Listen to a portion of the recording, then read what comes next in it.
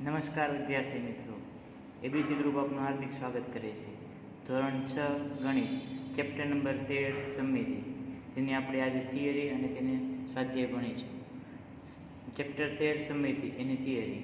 સમમિત આકૃતિની સમમિતિની રેખાથી કરેલા બે અર્ધ ભાગ એકબીજા ઉપર પૂરેપૂરા બંધ બેસે તો તેને સમમિત આકૃતિ કહેવાય. ઉદાહરણ સ્વરૂપે આપણને એક આ ત્રિકોણ આપેલો છે, વચ્ચે આ જે ઊભી લીટી છે એને સમમિતિની રેખા કહે છે. બંનેને વચ્ચેથી આપણે અડધું કરી દઈએ તો બંને બંધ બેસતા પૂરેપૂરા બેસે, એટલા માટે તે આકૃતિને કેવી આકૃતિ કહેવાય? સમમિત આકૃતિ કહે છે. સમમિતિની રેખા એક અરીસા જેવી છે. કોના જેવી છે? અરીસા જેવી છે, જે આકૃતિના બરાબર બે મધ્યમાંથી સરખા ભાગ કરે છે, વચ્ચેથી બે સરખા ભાગ કરે છે. તેને સમમિતિની ધરી અથવા સમમિતિનો અક્ષ પણ કહે છે. આ જે ડોટ લાઈન છે તેને શું કહેવાય? સમમિતિનો અક્ષ અથવા સમમિતિની ધરી.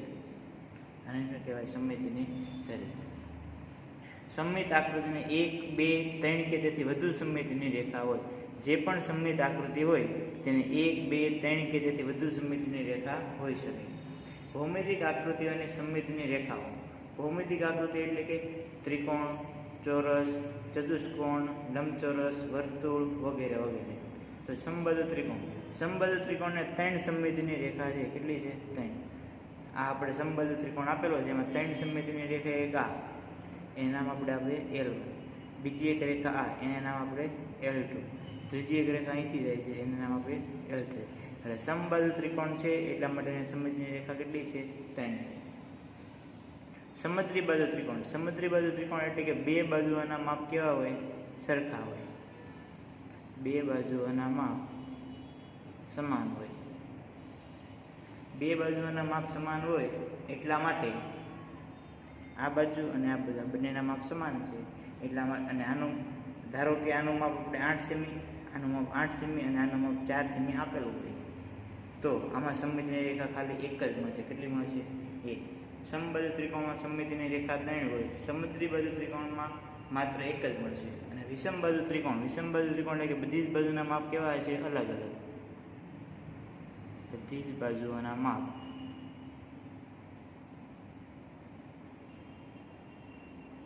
અલગ અલગ હોય છે.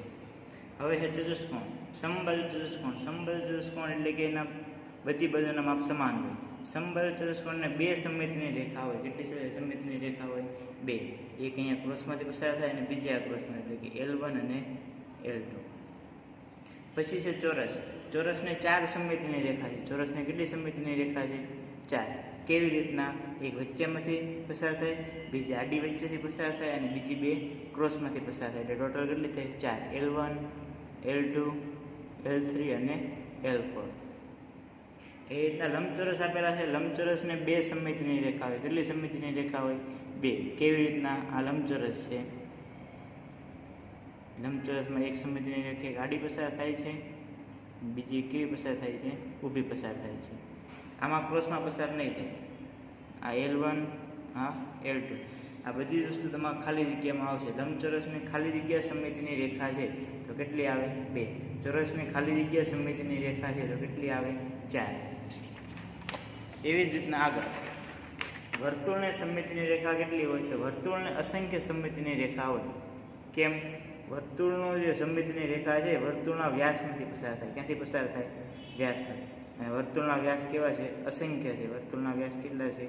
અસંખ્ય છે. એટલા માટે વર્તુળની સમમિતિની રેખા કેટલી આવશે? અસંખ્ય આવશે. હવે પછી આપેલું છે આપણે અરીસાઓ મૂકીને આપણે સમમિતિની રેખા ગોતવાની. તો કેટલીક વસ્તુઓના અરીસાના પ્રતિબિંબ વસ્તુ જેવા જ હોય છે. કેટલીક વસ્તુઓના અરીસાના પ્રતિબિંબ વસ્તુ જેવા જ હોય છે, અને કેટલીક વસ્તુઓના અરીસાના પ્રતિબિંબ વસ્તુથી કેવા હોય છે? ઉલટા હોય છે. આપણે ક્યારેક કાચમાં જોતા હોય તો અડધું પ્રતિબિંબ ઉલટું દેખાતું હોય, કોઈનું સીધું દેખાતું હોય. એવી રીતના આપણે અંગ્રેજી મૂળાક્ષર આપેલા છે, એના પ્રતિબિંબ કેવા દેખાય છે તે આપણે જોઈએ. અહીંયા આપણને આપેલા છે અંગ્રેજી મૂળાક્ષર A અને અંગ્રેજી મૂળાક્ષર P. એના પ્રતિબિંબ કેવા આપણને દેખાશે તે આપણે જોવાનું છે. તો જો એનું પ્રતિબિંબ વચ્ચે અરીસો મૂકો તો મૂળ અક્ષર જેવું જ દેખાશે. એ રીતના અહીંયા એ આપેલો છે. આ જે ડોટ લાઈન છે અને એ છે અરીસો. એનું પ્રતિબિંબ કેવું દેખાશે? મૂળ જેવું જ દેખાશે. એ રીતના પીનું પ્રતિબિંબ ઉલટું દેખાય છે. પીનું પ્રતિબિંબ કેવું દેખાય છે? ઉલટું. પી આપણે આવી રીતના થાય, અરીસો મૂકો તો પ્રતિબિંબ કેવું થઈ જાય? ઉલટું થઈ જશે. હવે પછી આપણે એબીસીડીના અલગ અલગ મૂળાક્ષરો જોઈએ, એમાં પ્રતિબિંબ કેવા દેખાય છે તે આપણને કહેવામાં આવેલું છે. તો જો A, O, M, H, T, V, X, I, U, W, Y જેવા બધા જ મૂળાક્ષરોના અરીસામાં પ્રતિબિંબ મૂળ અક્ષર જેવા જ દેખાય છે. એવી જ રીતના સી, ડી, ઈ, જી, જે, કે, ક્યુ, આર, ઝેડ, બી, ઈ, એન, પી, એલ, એસ આ બધા જ મૂળાક્ષરોના પ્રતિબિંબ અરીસામાં કેવા દેખાય છે? ઉલટા દેખાય છે. હવે તમને ખબર પડી કે આ જે મૂળાક્ષર છે એના અરીસામાં પ્રતિબિંબ મૂળાક્ષર જેવા દેખાય છે, એના બીજા જે વિદ્યા તેના કેવા દેખાય છે? ઉલટા. હવે આપણે એમાં સમમિતિની રેખા ગોતવાની છે. તો જુઓ A, B, D, E, M, U, C, T, V, W, વાયને એક જ સમમિતિની રેખા હોય. કેટલી સમમિતિની રેખા હોય? એક. તો જો એ છે એમાં આ એ આપેલો છે, એમાં સમમિતિની રેખા વચ્ચેથી પસાર થશે. આ બી આપેલો છે, બીમાં સમમિતિની રેખા આડી. સી આપેલો છે, સીમાં સમમિતિની રેખા અહીંયા આડી પસાર થશે. ડી આપેલો છે, ડીમાં સમમિતિની રેખા પણ આડી પસાર થશે. ઈ આપેલો છે, ઈમાં સમમિતિની રેખા આડી પસાર થશે. પછી એમ આપેલો છે, એમમાં સમમિતિની રેખા ઊભી પસાર થશે. યુ આપેલો છે, યુમાં સમમિતિની રેખા ઊભી પસાર થશે. પછી ટી આપેલો છે, ટીમાં સમમિતિની રેખા ઊભી પસાર થશે. વી આપેલો છે, વીમાં સમમિતિની રેખા ઊભી પસાર થશે. ડબલ્યુ આપેલો છે, ડબલ્યુમાં પણ ઊભી પસાર થશે. અને છેલ્લે આપણને વાય આપેલો છે, વાયમાં પણ સમમિતિની રેખા કેવી થશે? ઊભી પસાર થશે. આ લોકોને ખાલી એક જ સમમિતિની રેખા છે. હવે છે એકથી વધુ સમમિતિની રેખા હોય તેવું, એકથી વધુ સમમિતિની રેખા,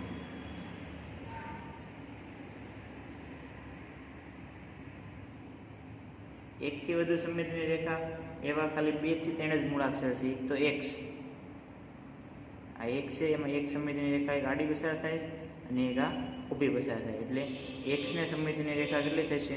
2. પછી આપેલું છે ઓ, ઓને સમમિતિની રેખા કેટલી હશે? અસંખ્ય છે. કેટલી હશે? અસંખ્ય. આ 2 મૂળાક્ષર એવા છે જેને એકથી વધુ સમમિતિની રેખા હોય. હવે આપણને આપેલું છે કે જે મૂળાક્ષર છે ને સમમિતિની રેખા નથી એવા કયા મૂળાક્ષર? એફ, જી, જે, એલ, એન, પી, ક્યુ, આર, એસ, ઝેડ આ જે મૂળાક્ષર છે એ લોકોને સમમિતિની રેખા નથી. અહીંયા તો આપણું ચેપ્ટર નંબર 13ની થિયરી પૂરી. આ જ ચેપ્ટર તમારે ધોરણ 7ની અંદર ફરીથી ભણવાનું છે, પણ એમાં થોડુંક અલગ આવશે. હવે આપણે ભણીએ સ્વાધ્યાય 13.1.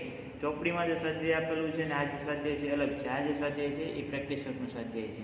ચોપડીમાં તમારે બધું છૂટું છૂટું આપેલું છે ને બધું અલગ અલગ છે, અને આની અંદર બધી વસ્તુ સરખી રીતે આપેલી છે. એટલા માટે આપણે પ્રેક્ટિસ વર્કનું સ્વાધ્યાય ભણીશું. સ્વાધ્યાય 13.1 પ્રશ્ન નંબર 1. કયું કાટખૂણિયું સમમિત છે? સમમિત એટલે ખબર પડી જવી જોઈએ કે 2 સરખા ભાગ કરે. 2 સરખા ભાગ. તો જો આ પહેલી આકૃતિ આપેલી છે એ કાટકોણ ત્રિકોણ છે, પણ જુઓ તો અહીંયા 30 અંશનો ખૂણો છે, અહીંયા 60 અંશનો ખૂણો છે. આની અંદર તમે ઊભી લીટી બનાવશો તો પણ તમારે સમમિત નહીં થાય. એટલે આ પહેલી જે આકૃતિ છે એ સમમિત આકૃતિ નથી. હવે બીજી આકૃતિ આપેલી છે, તેમાં જો આ 90 અંશનો ખૂણો છે, આ બંને કેટલા છે? 45 અંશના ખૂણા છે. એટલે આમાં તમે વચ્ચેથી એક ભાગ કરશો એટલે 2 ભાગ સરખા થઈ જશે. એટલા માટે આ બી આકૃતિ છે એ સમમિત આકૃતિ છે. ખબર પડી? હવે છે પ્રશ્ન નંબર 2. નીચેનામાંથી કયા ચિત્રો સમમિત છે? હવે તમને ચિત્ર અલગ અલગ આપેલા છે, એ ચિત્ર સમમિત છે કે નહીં એ ચેક કરવાનું છે. તો પહેલું આપેલું છે કાતર. તો કાતરમાં જો તમે વચ્ચેથી 2 ભાગ થઈ શકે એક સરખા, વચ્ચેથી આ 2 ભાગ થઈ શકે, એટલા માટે કાતર છે એ સમમિત આકૃતિ છે. પછી આપેલું છે નળ. નળના તમે 2 ભાગ ન કરી શકો એટલા માટે સમમિત નથી. પછી આપણને આપેલું છે સુડી. તો સુડીના આપણે 2 ભાગ થઈ શકે? ન થઈ શકે, એટલા માટે તે પણ સમમિત આકૃતિ નથી. અહીંયા વચ્ચેથી તમે કરવા જાઓ તો અહીંયા ગોળાકાર વાળું છે ને અહીંયા સીધું છે, એટલા માટે આ આકૃતિ નથી. હવે આપણને આપેલું છે ઢોલક. તો ઢોલકના 2 ભાગ થઈ શકે. આ 2 ભાગ આમે થઈ શકે અને ઉપરથી આમ પણ થઈ શકે, એટલા માટે આ ડી આકૃતિ છે એ સમમિત આકૃતિ છે. પછી આપણને આપેલું છે ડોલ. તો ડોલના પણ બે ભાગ થઈ શકે. ડોલ ગોળ ડોલ હોય તેના પણ બે ભાગ થઈ શકે. એટલા માટે આ આકૃતિ પણ કેવી છે? સમમિત આકૃતિ છે. આ એફ આપેલું છે, એક બીકર જેવું છે, પણ એના બે ભાગ થશે નહીં. એટલા માટે તે આકૃતિ સમમિત નથી. જીમાં આપેલું છે ચાવી. ચાવીના બે ભાગ નહીં થાય, કારણ કે તો અહીંયા તમારે કરકરિયા આવેલા છે, અહીંયા સીધું છે, એટલા માટે જી પણ નથી. એચ આપેલું છે હથેળી. તો હથેળી એમાં પણ સમમિત આકૃતિ નથી. પછી આપણને આપેલું છે આઈ. તો આઈની અંદર સમમિત આકૃતિ છે. પતંગ છે, પતંગમાં વચ્ચે તમે બે ભાગ કરી શકો. ઊભા આડા કરશો તો સમમિત આકૃતિ નથી. ઊભા છે એટલા માટે સમમિત આકૃતિ છે. પછી આપણને બે પાંદડા આપેલા છે, એ પાંદડા પણ સમમિત નથી. પછી એક પાઇપ આપેલી છે, તો એ પણ સમમિત આકૃતિ નથી. પછી એક ભમરડો આપેલો છે, ભમરડામાં તમે વચ્ચેથી બે ભાગ કરી શકો ઊભા, એટલા માટે આ જે આઈ છે તે પણ સમમિત આકૃતિ છે. પછી આપણને એક પાન આપેલું છે, પાન સમમિત નથી, તેને અહીંયા અલગ છે અને આ બાજુ ગોળાકાર છે એટલા માટે.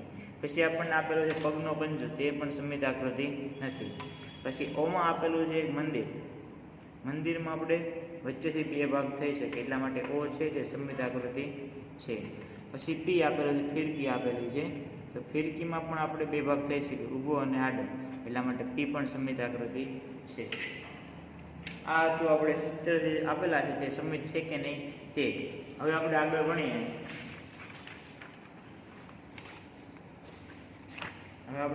કે સમમિતિની રેખા ધ્યાનમાં રાખી નીચેના ચિત્ર પૂર્ણ કરવાના છે. તો તમારે એક ચિત્ર અહીંયા આપેલું છે, એવું બેઠું તમારે સામેની બાજુ દોરવાનું છે. આ તમને જે નીચે બ્લેક લીટી આપેલી છે સમમિત આકૃતિ છે, એ તેને સમમિતિની રેખા છે. કેવી રેખા છે? સમમિતિની રેખા છે. તો જો અહીંયા કેટલા બે ચોરસ છે, તો આપણે અહીંયા બે ચોરસ લઈએ. એ રીતના આ બાજુ કેટલા બે ચોરસ છે, તો આપણે અહીંયા બે ચોરસ લઈએ. પછી આડા કેટલા ચોરસ છે? બે ચોરસ છે, તો એ પણ આપણે બે ચોરસ લઈએ.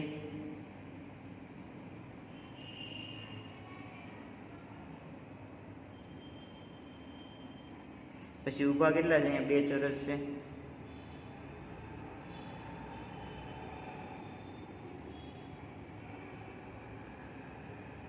આ તમે પહેલી આકૃતિ કમ્પ્લીટ.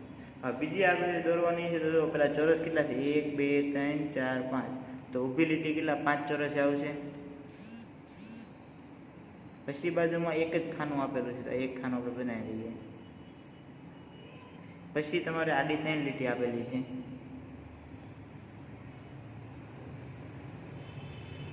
પછી ઊભી કેટલી છે? પાછી ઊભી 3 લીટી આપેલી છે. પછી આડી કેટલી આપેલી છે? 2 લીટી છે. અને ઊભી પાછી કેટલી છે? 1 લીટી છે.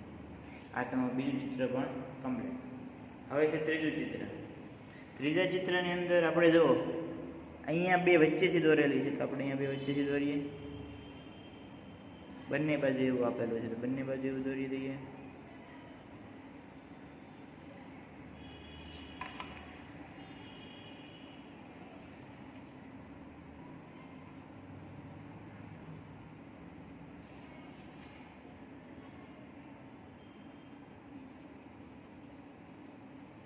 બની ગયું. આ પ્રશ્ન નંબર 3 પૂર્ણ. હવે છે પ્રશ્ન નંબર 4. એમાં તમને આપેલું છે કે નીચેના દરેક આકાર માટે સમમિતિની રેખાઓની સંખ્યા કેટલી છે, એ તે આપણે શોધવાનું છે. તો પહેલું આપણને આપેલું છે લંબચોરસ. તમે થિયરી ભણેલા, તેમાં લંબચોરસમાં સમમિતિની રેખા કેટલી હતી? 2 હતી. સમમિતિની રેખા કેટલી છે? 2. કઈ 2? તો એ આપણે દોરી શકીએ. પહેલી ઊભી અને બીજી કઈ આવશે? આમ આડી. આ 2 સમમિતિની રેખા છે. પછી આપણને આપેલું છે કે વર્તુળ આપેલું છે. કયું આપેલું છે? વર્તુળ. વર્તુળમાં તમે ભણેલા સમમિતિની રેખા કેટલી હશે? અસંખ્ય હોય.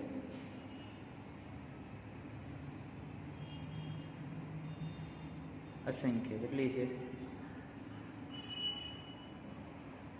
એવી રીતના ત્રીજી આકૃતિ આપેલી છે. તો આની અંદર સમમિતિની રેખા કઈ થશે? તો ઊભી થશે. એ અહીંથી આ, એટલે આ બાજુની આ ક્રોસમાં થશે, અને એક આ બાજુથી ક્રોસમાં થશે.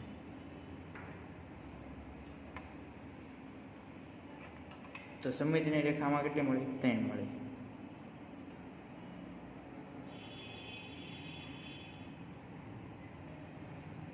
હવે છે ચોથી આકૃતિ. તે તમને ચોથી આકૃતિ આપણને આપેલી છે, પેલા બાજુ જોઈ લો. 1 2 3 4 5 6 7 અને 8 અષ્ટકોણ આપેલું છે. કેવું આપેલું છે આપણને? અષ્ટકોણ. અષ્ટકોણમાં સમમિતિની રેખા કેટલી હશે? 8 હશે.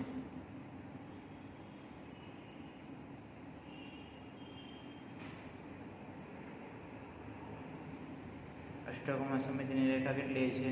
8. કઈ 8 તો જોઈએ. એક વચ્ચેથી ઊભી, એક આડી, ક્રોસમાં આડી. હવે ખૂણા જોઈન્ટ કરીએ.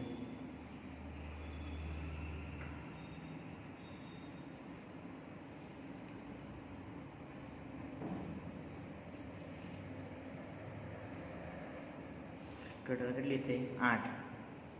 L1 L2 L3 L4 L5 L6 L7 અને L8. તો અષ્ટકોણમાં સમમિતિની રેખા કેટલી હશે? 8 હશે. હવે બાજુમાં આપણને આપેલું છે ષટકોણ. તો ષટકોણમાં સમમિતિની રેખા કેટલી જોઈએ? આ 1, આ 2, 3, આ 4, આ 5 અને આ 6. તો ષટકોણની અંદર સમમિતિની રેખા કેટલી થશે? 6.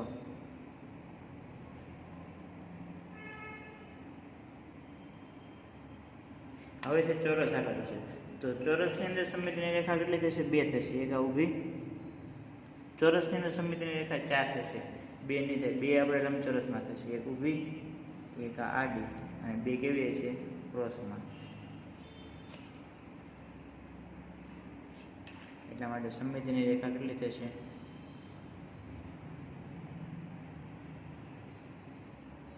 બરાબર 4. બીજો પ્રશ્ન આપણે આગળના બીજા ભાગની અંદર ભણીશું. Thank you.